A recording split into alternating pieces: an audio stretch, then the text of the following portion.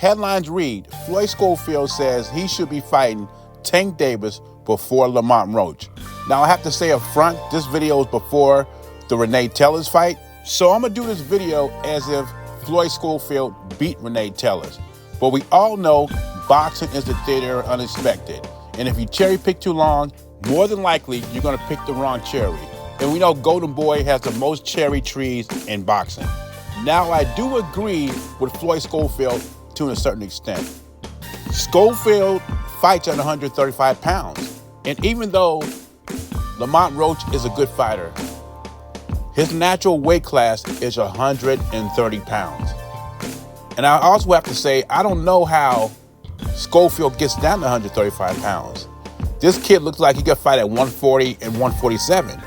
But anyway, this is a small clip of FightHype.com. This is Papa Schofield telling us what fighters he's targeting at 135. I don't own the rights to this material. It's for educational purposes only. This is fair use. Here's Papa Schofield talking about the fighters they are gunning for.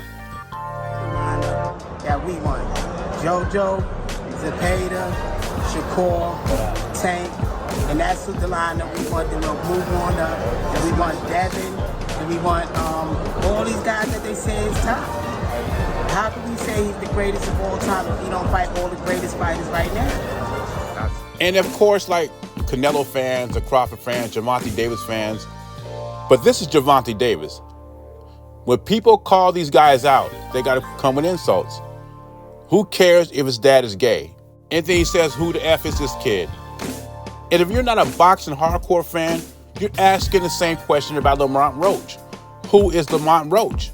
Now, I don't agree a lot with Papa Schofield says, but when he says this, he is right. Schofield Sr. is a proud father. He thinks his son's the greatest thing since sliced bread, but he wants to prove that his son is the greatest since sliced bread, according to him. And he's right. How can I prove that when he's not fighting the best fighters in his division or the best fighters in the world?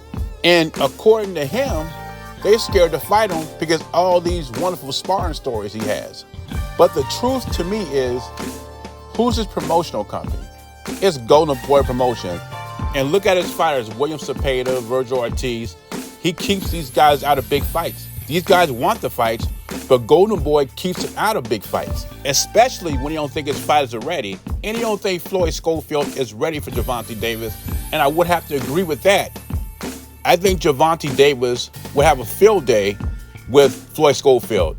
Not as far as strength-wise and weight-wise, I just think technically and skill-wise, he's not ready for a Tank Davis.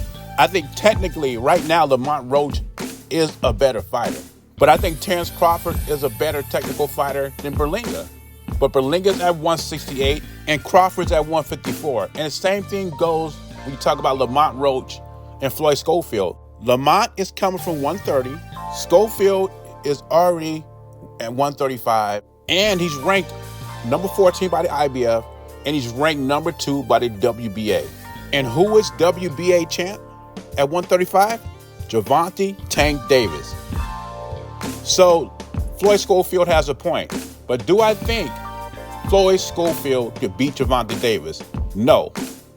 Maybe in a couple of years. Or maybe we'll get a surprise. But I do think he should be fighting Gervonta Davis over Lamont Roach. But leave your thoughts and comments below. Is Gervonta Davis running from Schofield? Or is it just another case of Oscar De La Hoya, Golden Promotions, cherry picking, building a fighter record up, and holding them back from big fights? Jay Beasy, I'm gone.